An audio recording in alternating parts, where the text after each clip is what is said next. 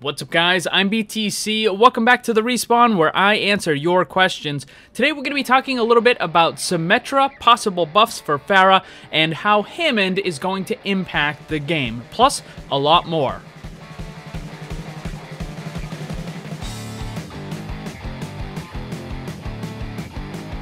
If this is the first time you're watching a Respawn video, the concept is pretty simple. I get asked a ton of questions all the time, and I simply do not have enough time to make videos on all the different topics, and some of the answers just wouldn't require a full video. So what I did is I take all the good questions and I throw them together and I make one video, and it's called the Respawn.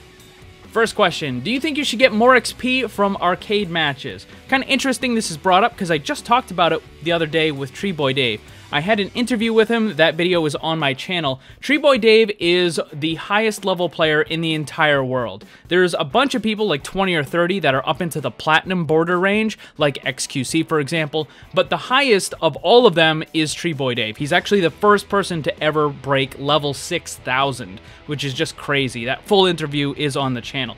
But anyways, one of the things I talked to him about is why he plays quick play as opposed to the other game modes.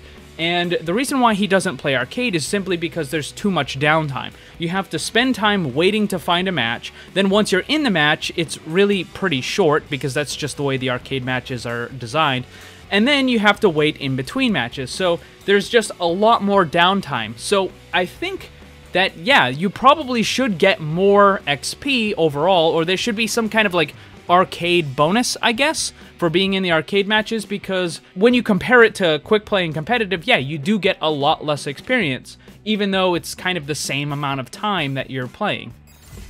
Why do you always test things on Hollywood? And this is in regard to my Mythbuster videos, the counter videos, tips and tricks, the guides, the patch note changes, all that sort of stuff. I always use Hollywood. There's a couple of really good reasons for that. The first is that area that I use is right next to the attacker spawn, which makes quick character changes really simple and easy. So if you're testing a whole bunch of stuff, then I can just very easily quickly change out the characters and not have to worry about running all the way to somewhere.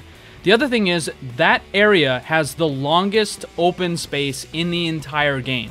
So from one end of the road all the way to the other, that is an absolutely massive open area.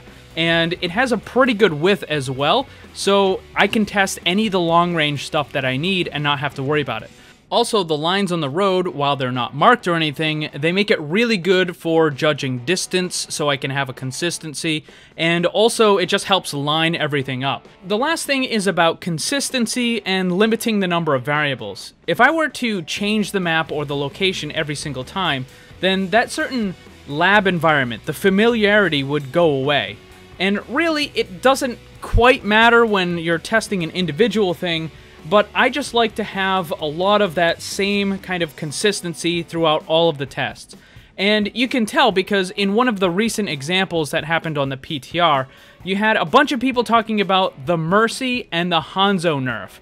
And they were talking about how Mercy can no longer damage boost Hanzo when he's ulting.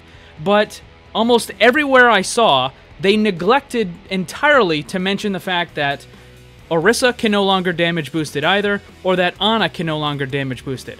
And for that matter, they also neglected to add that D.Va's ultimate was also nerfed with this. Now, correct me if I'm wrong, but I think few, if any, people also mentioned that other stuff. Now, I take pride in the fact that when I did my testing, I checked for everything. I didn't just kind of haphazardly throw it together. When I do my testing, there's a systematic formula that I follow, and I make sure that I grab as much as I possibly can.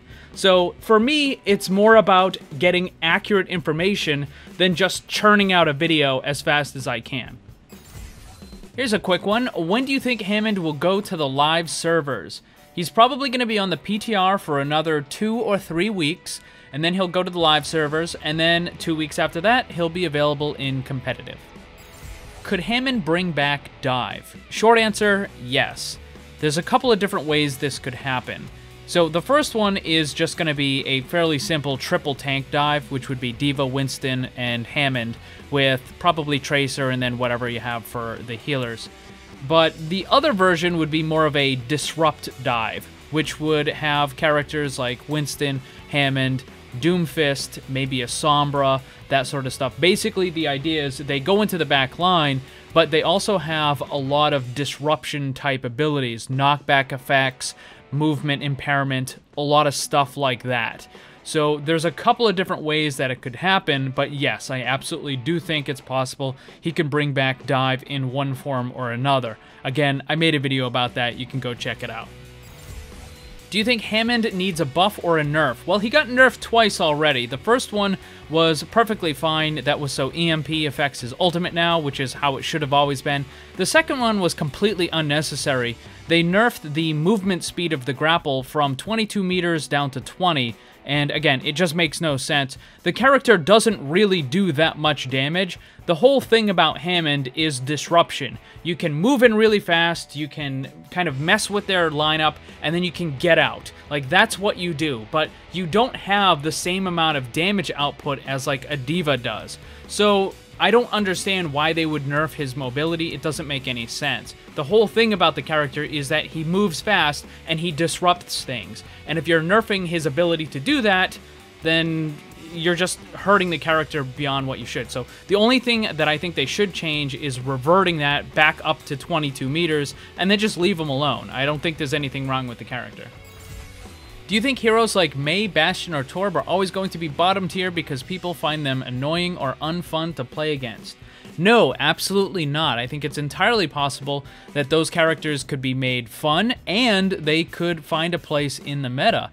It's just Blizzard needs to balance them better. You look at Symmetra, she was absolutely worthless for the first 2 years of the entire game's life. She had literally a 0% pick rate among the high-level players, and it's just the character balancing for a bunch of this stuff was just bad, and you can kind of chalk it up to Blizzard being inexperienced with this kind of a game. They had a couple of character designs that just simply didn't work out, and now they're taking steps in order to correct that stuff, and I think Symmetra is likely going to be in a pretty good place when, you know, everything kind of settles down. I don't think she's going to be, like, super amazing or anything, but I think she's going to be in a much better place, and that's entirely possible that they could do that with Mei, Bastion, Torb, or any of the other characters that might have these kind of consistent problems that just seem to linger. Blizzard just needs to balance them better. I mean, look at Hanzo. He was considered a troll pick for such a super long time, and now he's the best DPS in the entire game. So it's definitely possible. Do you think Symmetra's old counters still counter her now? Some of them yes, some of them no. I'm actually working on a Symmetra video for my Versus series, where I go over the counters of every single character, whether it's a soft counter, hard counter, strong, weak, all that sort of stuff. So I am working on that video. It should be out soonish, I hope.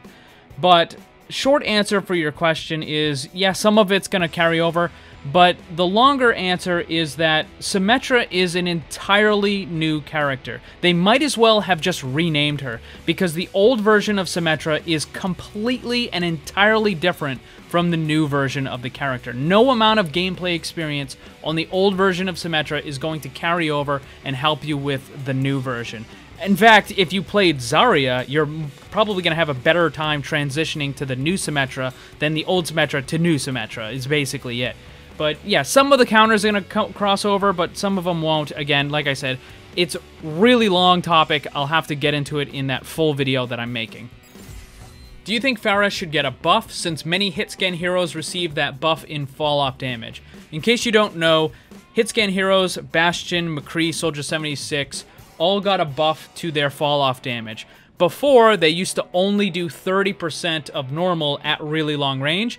Now they do 50% of normal at long range. So before, it was almost not even worth attacking someone when they were super far away because you did so little.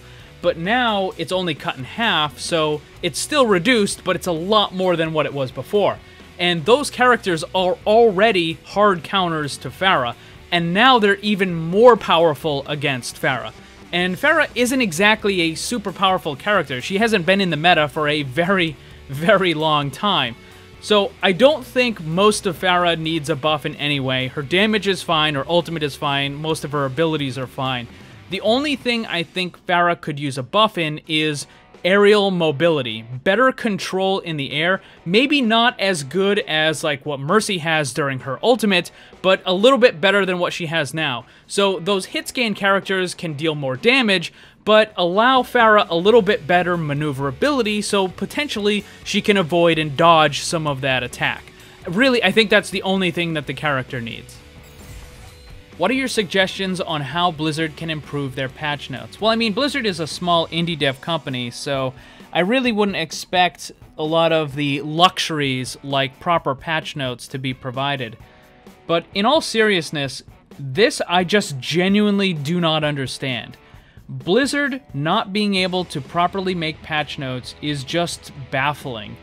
All they need to do is whenever one of their developers is changing something, they can put it in a note file or some sort of board or whatever that's shared among all of the different devs, and then just have someone compile all of that into a single set of patch notes that then gets posted. Every single patch that is posted to the live or the PTR should be accompanied by patch notes, even if it's something as simple as we change some of the code in order to better streamline connections or whatever it happens to be. Like, I don't understand why we can get 500, 600, 700 megabyte patches that have absolutely no patch notes attached to them whatsoever. I just don't get it. The fact that Blizzard is incapable of providing proper patch notes is simply mind-boggling. They could hire an intern whose only jobs are to get coffee and fix the patch notes, and it would be resolved. Do you think they'll ever stop making new heroes? Surely, the more heroes there are, the harder the game is to balance. I don't think they're going to stop making new heroes, and don't call me Shirley. Haha. You actually have it backwards. The more heroes there are, the easier the game is to balance. The reason why characters can be overpowered is because they don't have anything that can counter them. A good example of this was the dive comp. There wasn't anything in the game that could actually shut down the dive except for a mirror match dive. Those characters, D.Va, Winston, Tracer, pretty much the main part of the dive, there wasn't anything in the game that was good enough to shut down that combination. But as they started adding more characters like Moira and Brigitte, these were characters that were specifically designed to counter that dive, and it drastically weakened the strength of those characters. As you add more and more stuff to the game, there's more and more stuff that can potentially counter things that are strong. So there's no one thing that can kind of run away with the strength or the overpoweredness of the game, because there's a whole bunch of other things that are willing to like grab onto it and drag it back down. You just have to know what characters to use in order to counter that. And the more you add, the more synergies and the more possible combinations you end up with. So their best bet would be to actually increase the amount of heroes that they're releasing, and they'll end up with a more balanced game. It sounds like it might be weird, but it's actually how it works. Thanks for watching. Make sure to check out my Discord server. Follow me on Twitch and Twitter. The links for that stuff are down below. And remember, always blame the controller, because it's never your fault. Also, special thanks to all my Patreon supporters for helping to make this all possible. If you'd like to see what kind of cool rewards you can get for supporting the channel, check the links on screen and down below.